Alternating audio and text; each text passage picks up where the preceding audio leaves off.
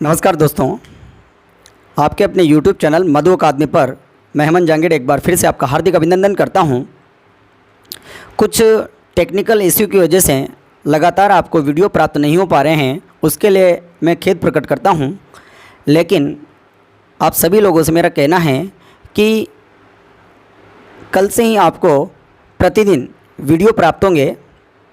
आप धैर्य रखें, टेक्निकल प्रॉब्लम को सुलझा दिया गया है, इस वजह से निरंतर अब आपको वीडियो प्राप्त होते रहेंगे। इसी क्रम में आगे बात करें तो हमने भाषा के बारे में देख लिया था। अब आगे बात करते हैं अपन सीधे अपने वर्ण विचार के टॉपिक पर। लेकिन उसके पहले बात करेंगे व्याकरण की कि व्याकरण क्या है। व्याकरण के परिचय पर अपन चर्चा करेंगे कि व्याकरण क्या है।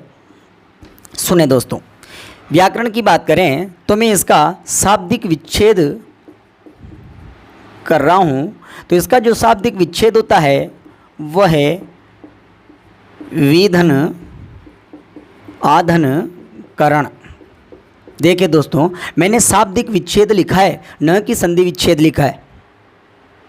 शाब्दिक विच्छेद अलग होता है और संधि विच्छेद अलग होता है। शाब्दिक विच्छेद पर अपन चर्चा करेंगे शब्दकोश, साहित्यकोश, उसके उपयोग और पद्धतियों पर, वहाँ पर अपन इसके बारे में चर्चा करेंगे। अभी फिलहाल बात कर रहे हैं कि व्याकरण का जो शाब्दिक विच्छेद होता है विधन आधन करण, अर्थात ये वि आ और करण के योग से मिलकर बना हुआ एक शब्द है। और यदि इसके शाब्दिक अर्थ की बात की जाए, व्याकरण के शाब्दिक अर्थ की बात की जाए तो व्याकरण के शाब्दिक अर्थ होता है, व्याकरण का शाब्दिक अर्थ होता है भली भांति समझना।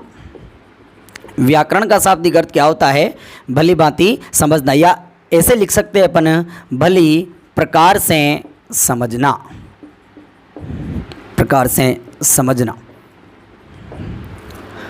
भली प्रकार से समझना। यदि व्याकरण की परिभाषा पर अपन चर्चा करें, व्याकरण की परिभाषा पर, तो हम कहेंगे कि व्याकरण क्या है। व्याकरण एक पुस्तक है। व्याकरण क्या है? एक पुस्तक है। इसे कह सकते हैं व्याकरण एक विधा है। व्याकरण क्या है? एक विधा है। ये ग्रंथ है। पाणिनि ने कहा ये ग्रंथ है, ये कृति है, ये कृति है, ये रचना है, ये संस्करण है, ये संस्करण है। व्याकरण क्या है? एक पुस्तक है, विधा है, ग्रंथ है, कृति है, रचना है, संस्करण है, जो मैं 3 बातों से अवगत कराती है, 3 बातें सिखाती है। ये सब क्या है? ये है जो हमें कितनी बातें सिखाती है? 3 बातें सिखाती है। वो 3 बातें कौन सी है? सुनना। पहली आती है उच्चारण,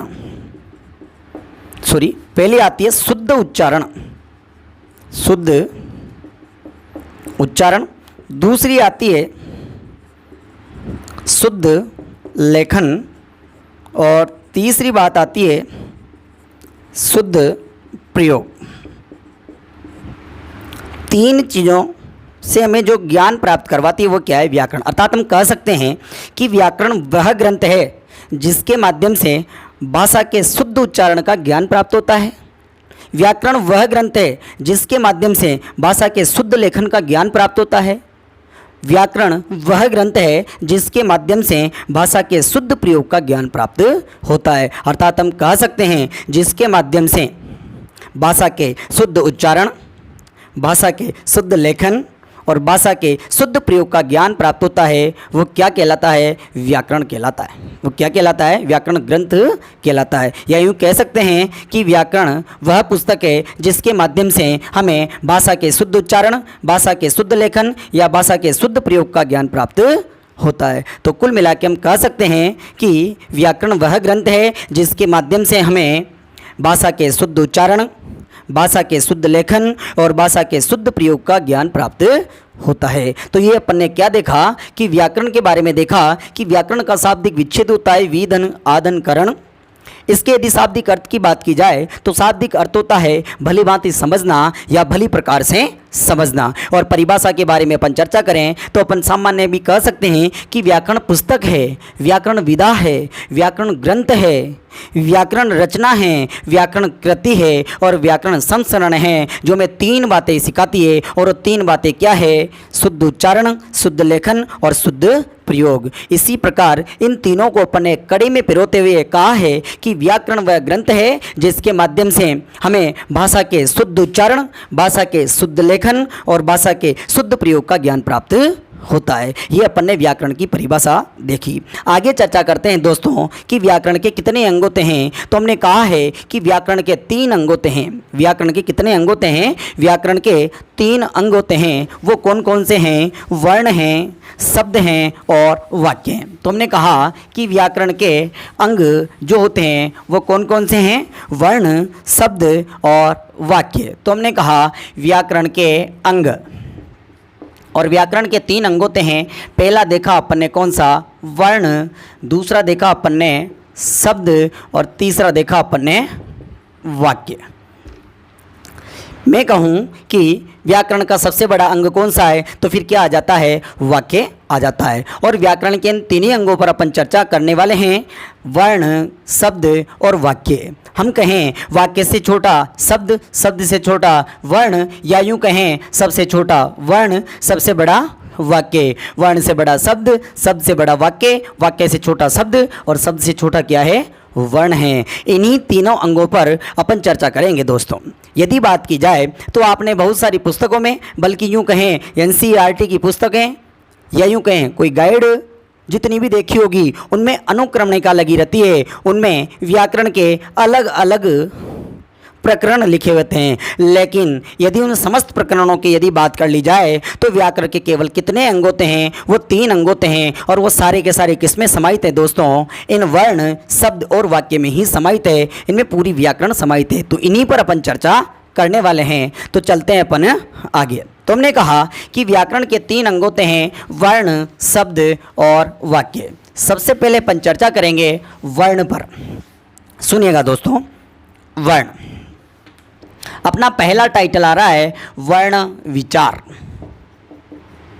वर्ण विचार। अब बात आती है कि वर्ण विचार क्या है। अपन किस पर विचार करने वाले हैं? वर्णों पर विचार करने वाले हैं। किस पर विचार करने वाले हैं? वर्णों पर विचार करने वाले हैं। तो पहली बात आती है कि वर्ण विचार क्या है। हमने कहा व्याकरण का वह बिंदु, व्याकरण का वह बिंदु जो हमें वर्णों के शुद्ध उच्चारण, वर्णों के शुद्ध लेखन और वर्णों के शुद्ध प्रयोग का ज्ञान प्रदान करता है, उसे वर्ण विचार के नाम से जाना जाता है। मतलब हमने यूँ कहा है कि व्याकरण की जो परिभाषा थी, उसी व्याकरण की परिभाषा को हमने किस में पिरो दिया है? वर्ण विचार में पिरो दिया है। हमने व्याकरण की परिभाषा दी थी कि व्याकरण वह ग्रंथ है जो हमें भाषा के शुद्ध उच्चारण, भाषा के शुद्ध लेखन और भाषा के शुद्ध प्रयोग का ज्ञान प्रदान करता है। तो यहाँ भी अपन ने दोस्तों ये कहा है कि वर्ण विचार क्या है? वर्ण विचार वह है जो हमें वर्णों के शुद्ध उच्चारण, वर्णों के शुद्ध उच्चारण, किसके? वर्णों के, वर्णों के शुद्ध उच्चारण, वर्णों के शुद्ध लेखन और वर्णों के शुद्ध प्रयोग का जो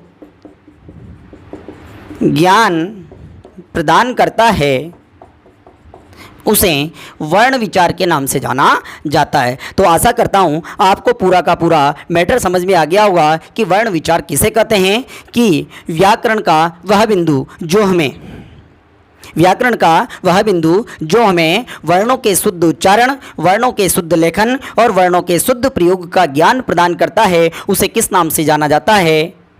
वर्ण विचार के नाम से जाना जाता है। किस नाम से जाना जाता है? वर्ण विचार के नाम से जाना जाता है। और यहीं से अपन बात करते हैं वर्ण विचार, और वर्ण विचार पर चर्चा करते हुए आगे बढ़ेंगे। तो एक बार वापस आपकी नज़र में डाल देना चाहता हूँ कि व्याकरण के 3 अंग है। बड़ा अंग की बात करें तो वाक्य, वाक्य से जो छोटा है वह है शब्द, और शब्द से जो छोटा है वह क्या है? वर्ण। वर्ण से जो बड़ा है वह है शब्द, और शब्द से जो बड़ा है वह क्या है? वाक्य। तो चलिए दोस्तों आगे चलते हैं। वर्ण विचार। और सबसे पहले अपन बात करेंगे किसकी? वर्ण की। वर्ण, अपने पास आया वर्ण। देखिए दोस्तों, तो फिर बात आती है कि वर्ण क्या है, वर्ण किसे कहा जाता है और वर्ण किससे बना, इस पर चर्चा करते हैं। तो यदि अपन बात की जाए कि व्याकरण का सबसे बड़ा जो भाग है या सबसे बड़ा अंग है वो क्या है? वाक्य। हमने कहा व्याकरण का जो अंग है सबसे बड़ा वो है वाक्य। वाक्य से जो छोटा है वो क्या है? शब्द। और शब्द से जो छोटा है वो क्या है? वर्ण। देखिए दोस्तों, समझना, एक एक पॉइंट को मैं आपके सामने क्लियर करते हुए चल रहा हूँ कि वाक्य से छोटा है जो शब्द, और शब्द से जो छोटा है वो क्या है? वर्ण। और वर्ण से जो बड़ा है वो शब्द, और शब्द से जो बड़ा है वो क्या है? वाक्य। हमने कहा है कि वर्ण क्या है और वर्ण बना किससे? तो पहले तो इस पर चर्चा करेंगे कि वर्ण बना किससे हैं। हमने कहा वर्ण बना किससे? ध्वनि से। वर्ण बना किससे? ध्वनि से। तो फिर बात आती है कि ध्वनि क्या है, बात आती है कि ध्वनि क्या है। आपके जहन में एक प्रश्न चल रहा होगा कि सर वर्ण की बात आ गई, लेकिन वर्ण बना किससे? ध्वनि से। तो फिर ध्वनि किससे बना? ध्वनि किसे कहते हैं? तो सुनिएगा दोस्तों, अपन चर्चा कर चुके हैं पहले भाषा के रूपों पर और भाषा के मुख्य रूप से तो दो, बाकी अपन ने भाषा के 3 रूप देखे थे, मौखिक रूप, लिखित रूप और सांकेतिक रूप। उन्हीं पर वापस चर्चा करने वाले हैं। हम यहाँ कह सकते हैं कि भाषा का वह रूप जो दिखाई नहीं देता है वह ध्वनि, सीधी सी बात। या यूँ कहें कि मौखिक भाषा की सबसे छोटी इकाई क्या कहलाती है? ध्वनि कहलाती है। मौखिक भाषा की सबसे छोटी इकाई क्या कहलाती है? ध्वनि। या ऐसा कह सकते हैं कि भाषा की सबसे छोटी मौखिक इकाई को किस नाम से जाना जाता है? ध्वनि के नाम से जाना जाता है। भाषा की सबसे छोटी मौखिक इकाई को किस नाम से जाना जाता है? ध्वनि के नाम से जाना जाता है। और यदि इसी मौखिक इकाई ध्वनि को यदि अपन शरीर प्रदान कर देते हैं, जामा पहना देते हैं, प्रतीक प्रदान कर देते हैं, चिन्ह प्रदान कर देते हैं, तो फिर यही जो है वो किसका रूप धारण करेगा? वर्णों का रूप धारण करेगा। तो देखिए दोस्तों, दोनों में केवल एक ही तो अंतर है, ये मौखिक है जबकि ये क्या आ गई? ये लिखित है। ये क्या आ चुकी है? ये लिखित है। तो हम कह सकते हैं कि भाषा की सबसे छोटी इकाई वो भी कौन सी? मौखिक। वो तो क्या कहलाती है? ध्वनि कहलाती है। जबकि भाषा की सबसे छोटी इकाई वो भी कौन सी? लिखित।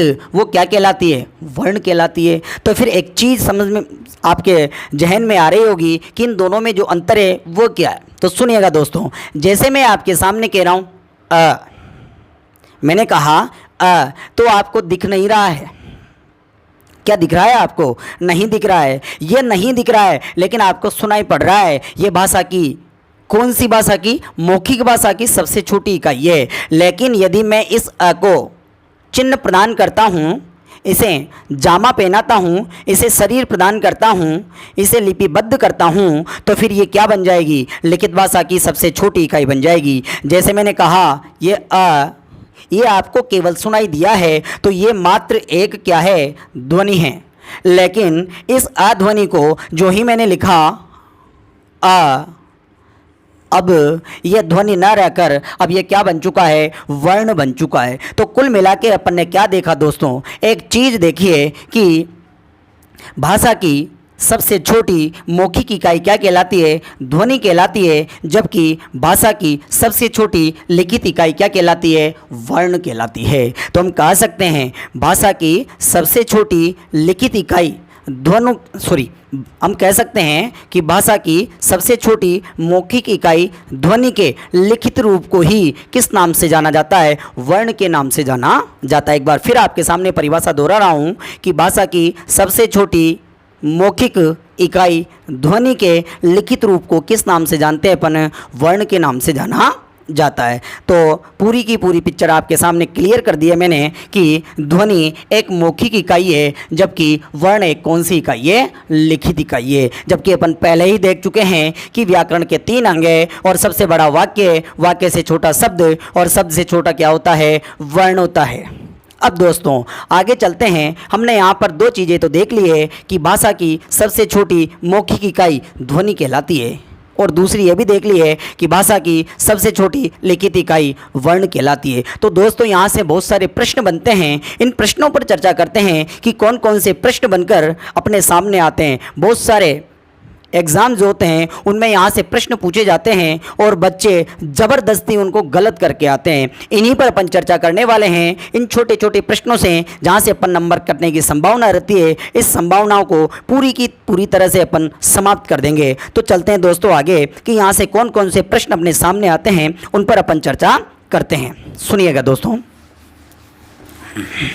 देखो अपन चर्चा कर चुके हैं इसके बारे में कि वर्ण किसे कहते हैं। हमने कहा है कि भाषा की वर्ण की परिभाषा की यदि अपन बात करें तो हमने कहा कि भाषा की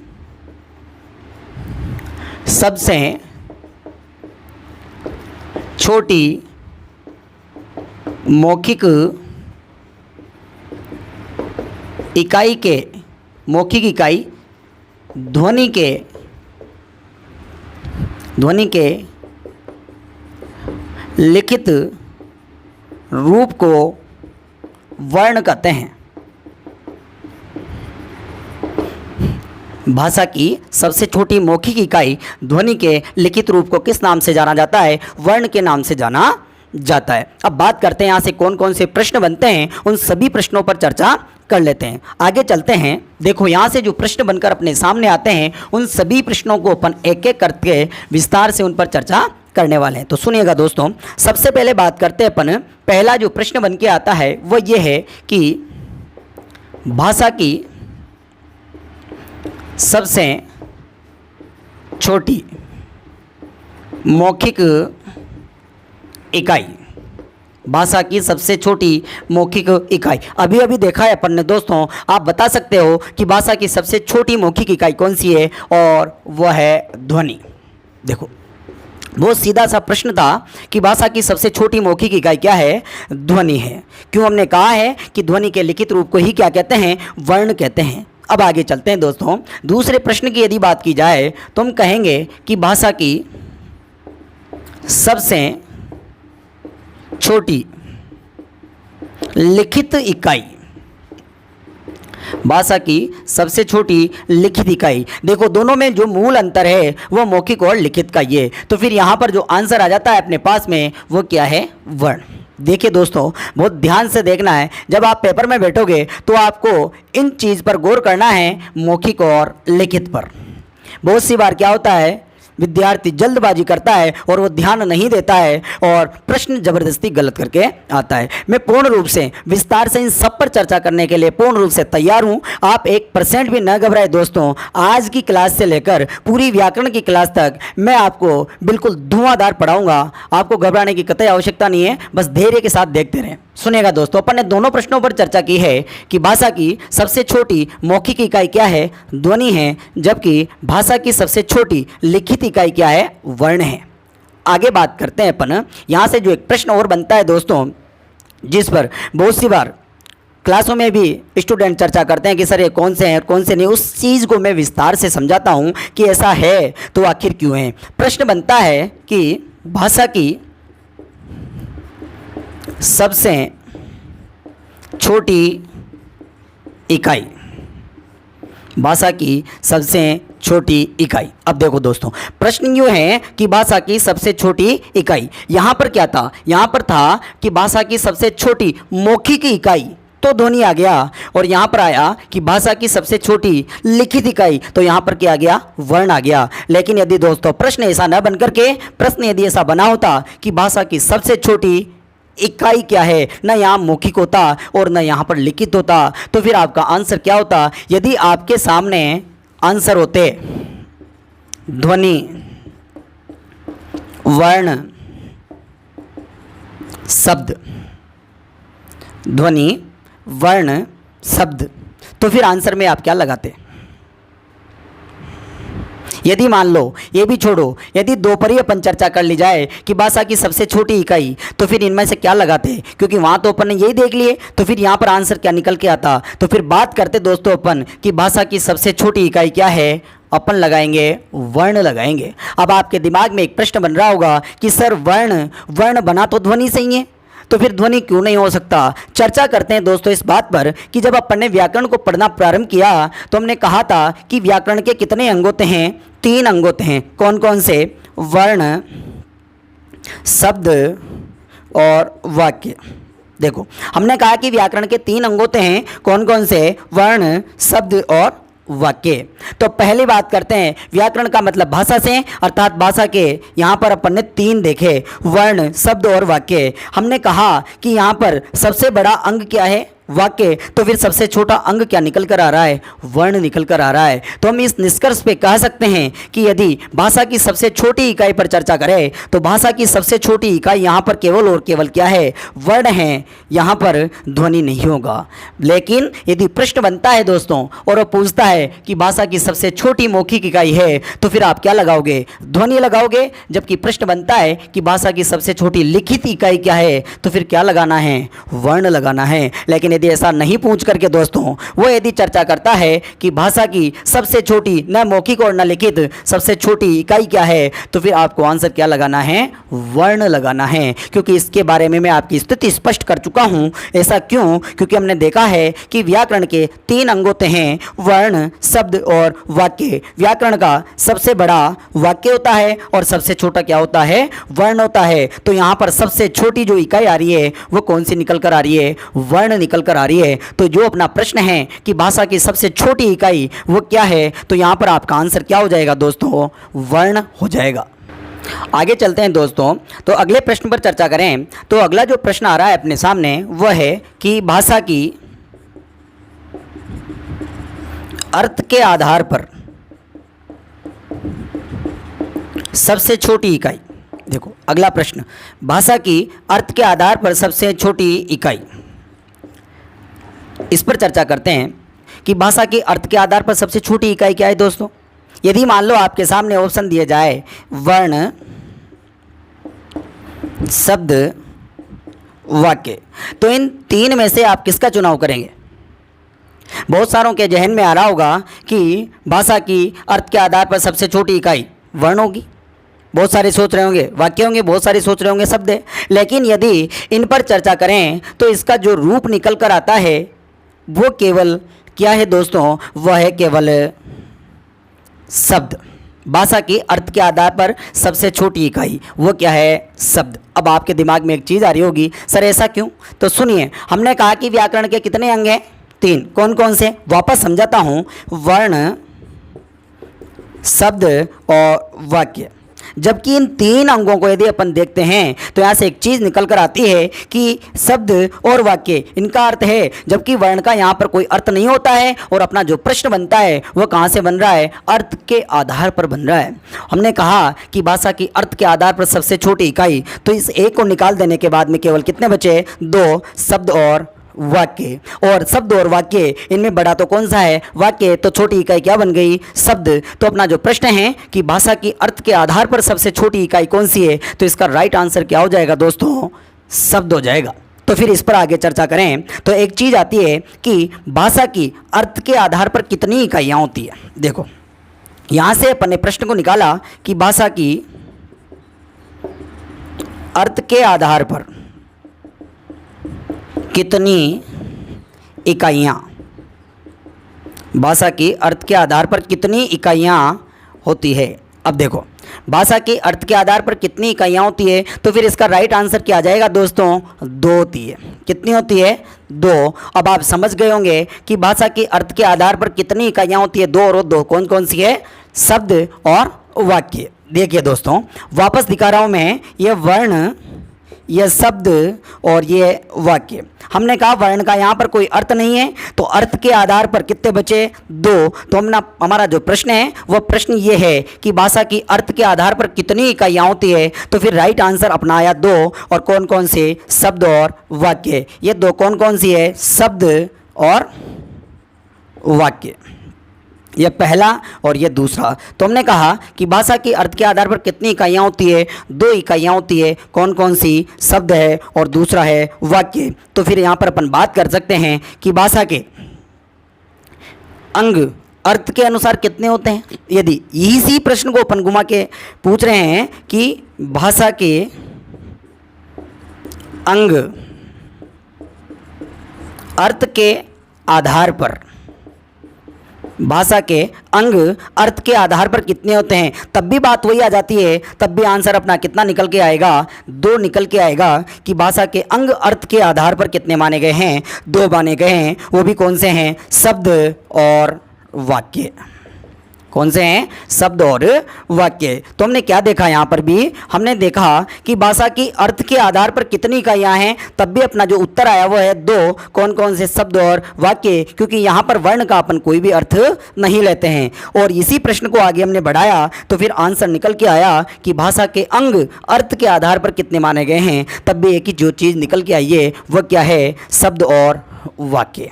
दोस्तों एक प्रश्न और देख लेते हैं कि भाव या भावार्थ के आधार पर, भाव या भावार्थ के आधार पर भाषा की सबसे छोटी इकाई क्या मानी गई है, इस पर भी चर्चा कर लेते हैं।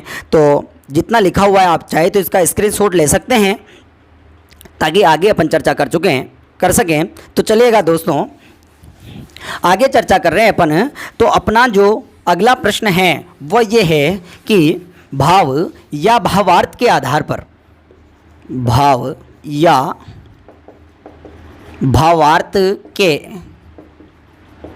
आधार पर भाषा की सबसे छोटी इकाई,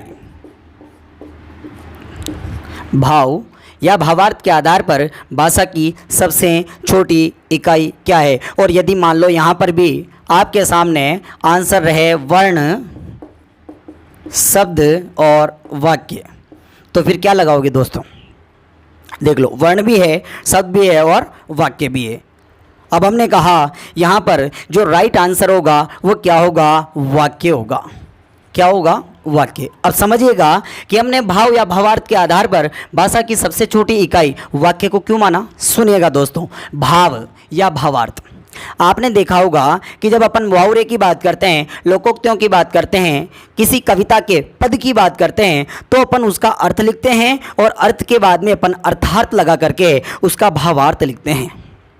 तो हमने भावार्थ किसका लिखा दोस्तों, क्या वर्ण का लिखा, क्या शब्द का लिखा, बल्कि किसका भावार्थ लिखा अपन ने, वाक्य का भावार्थ लिखा। किसका भावार्थ लिखा, वाक्य का भावार्थ लिखा। इस पर आगे चर्चा करते हैं अपन। तो यहाँ से बात निकल कर आती है कि भाव या भावार्थ के आधार पर भाषा की सबसे छोटी इकाई वो कौन सी बची, केवल वाक्य ही बची। तो इस प्रश्न का जो राइट आंसर होता है वह कौन सा हो जाएगा, वाक्य की भाव या भावार्थ के आधार पर भाषा की सबसे छोटी इकाई कौन सी मानी गई है, वह मानी गई है कौन सी।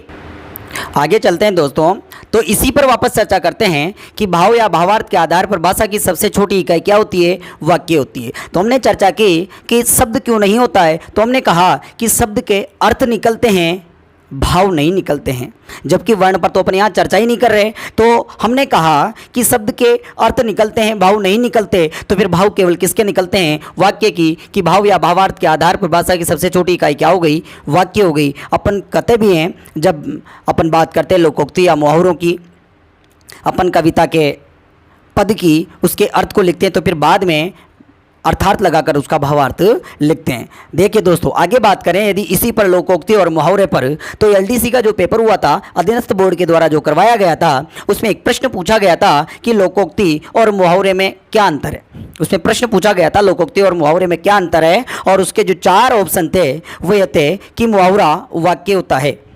पहला ऑप्शन है मुहावरा वाक्य होता है, जबकि लोकोक्ति वाक्यांश होती है। दूसरा ऑप्शन है लोकोक्ति वाक्य होती है, जबकि मुहावरा वाक्यांश होता है। तीसरा ऑप्शन था मुहावरा और लोकोक्ति दोनों वाक्य होते हैं, जबकि चौथा ऑप्शन था मुहावरा लोकोक्ति दोनों वाक्यांश होते हैं। हमने यहाँ पर कहा है कि लोकोक्ति और मुहावरे से अपन भावार्थ निकालते हैं तो ये वाक्य में जाते हैं, लेकिन आपने देखा होगा कि वाक्य और वाक्य से जो छोटा वो वाक्यांश भी तो हो सकता है। इसी पर चर्चा करते हैं। तो यदि इस प्रश्न के उत्तर पर अपन चर्चा करें तो एक चीज आती है कि लोकोक्ति एक पूरे वाक्य को इंगित करती है, जबकि मुहावरा वाक्य के अंश को इंगित करता है। तो यहाँ पर राइट ऑप्शन यदि अपन देखने लगे तो इसका जो राइट ऑप्शन आता है वह यह है कि लोकोक्ति वाक्य होती है, जबकि मुहावरा क्या होता है, वाक्यांश होता है। तो हमने इस आधार पर यहाँ देखा कि भाव या भावार्थ के आधार पर भाषा की सबसे छोटी इकाई किसे माना जाता है, वाक्य को माना जाता है। अब आगे एक प्रश्न पर और भी चर्चा कर लेते हैं दोस्तों कि भाषा का सबसे बड़ा अंग किसे माना जाता है। अपना लास्ट प्रश्न है कि भाषा का सबसे बड़ा अंग क्या होता है। अगला है भाषा का सबसे बड़ा अंग वो क्या है। तो इस पर अपन पहले ही चर्चा कर चुके हैं। जब अपन ने व्याकरण पढ़ना स्टार्ट किया था तब कहा था कि व्याकरण के 3 अंग होते हैं और सबसे बड़ा अंग किसे माना जाता है, वाक्य को माना जाता है, जबकि सबसे छोटा किसे माना जाता है, वर्ण को माना जाता है। तो इसका राइट आंसर जो निकल के आता है कि भाषा का सबसे बड़ा अंग क्या है, तो फिर राइट आंसर क्या हो जाएगा अपने पास, वाक्य। भाषा का सबसे बड़ा अंग क्या है, वाक्य। तो इस प्रकार ये छोटे छोटे जो प्रश्न थे जो बहुत सी बार बच्चों को उलझा देते हैं, इनको अपन ने विस्तार से देखा है। आशा करता हूँ ये आपको बहुत अच्छे तरीके से समझ में आ गए होंगे। आने वाले जो एग्ज़ाम हैं उसमें आप इन प्रश्नों के उत्तरों को गलत करके न आएंगे। तो चलते हैं इसी क्रम में आगे और सीधा आ जाते हैं अपन वर्ण पर कि वर्ण किसे कहते हैं। तो हम पहले ही चर्चा कर चुके हैं दोस्तों कि वर्ण मौखिक भाषा की सबसे छोटी इकाई ध्वनि के लिखित रूप को किस नाम से जाना जाता है, वर्णों के नाम से जाना जाता है। तो चर्चा करते हैं अपन वर्ण पर। वर्ण अपना टाइटल है जो वर्ण विचार का, उसमें पहली बात आती है कि वर्ण किसे कहा जाता है कि मौखिक भाषा की सबसे छोटी इकाई ध्वनि के लिखित रूप को किस नाम से जाना जाता है, वर्णों के नाम से जाना जाता है। या ऐसा कहें कि लिखित भाषा की सबसे छोटी इकाई क्या कहलाती है, वर्ण कहलाती है। तो कुल मिला के अपन कह सकते हैं भाषा की सबसे छोटी मौखिक इकाई के लिखित रूप को वर्णों के नाम से जाना जाता है। तो इसकी परिभाषा मैं लिख भी देता हूँ आपके सामने कि भाषा की सबसे छोटी मौखिक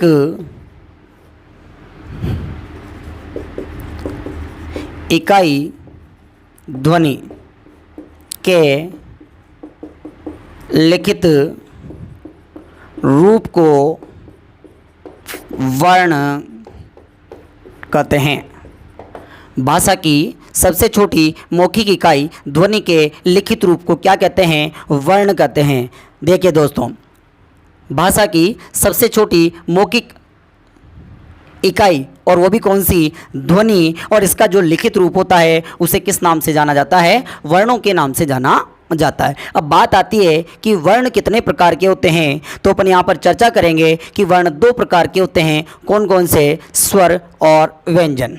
लेकिन अपन आगे चर्चा करने वाले हैं अगले वीडियो में कि स्वर और व्यंजन कौन कौन से होते हैं, कितने होते हैं, स्वर किसे कहते हैं, व्यंजन किसे कहते हैं, इन्हें किन किन भागों में बांटा गया है, इन सभी पर अपन चर्चा करेंगे अगले वीडियो में।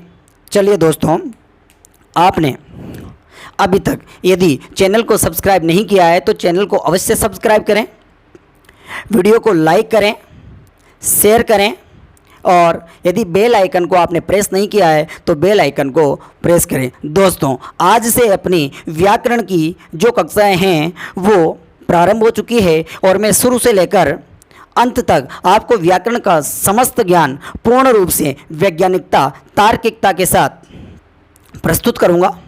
धैर्य रखें, क्योंकि धैर्य सफलता की सीढ़ी होती है। तो धन्यवाद दोस्तों, नमस्कार, राम राम। मिलते हैं अपन अगले वीडियो में।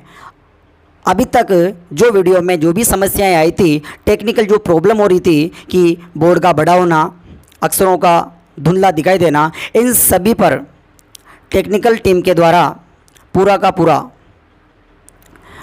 विश्लेषण करके और उसको सही करवा दिया गया है। और आगे आने वाले जितने भी वीडियो हैं उनमें आपको ये सारी की सारी जो परेशानियां हुई है, इन परेशानियों से निजात मिल जाएगी। ऐसी मैं आशा करता हूँ। धन्यवाद। जय हिंद, जय भारत।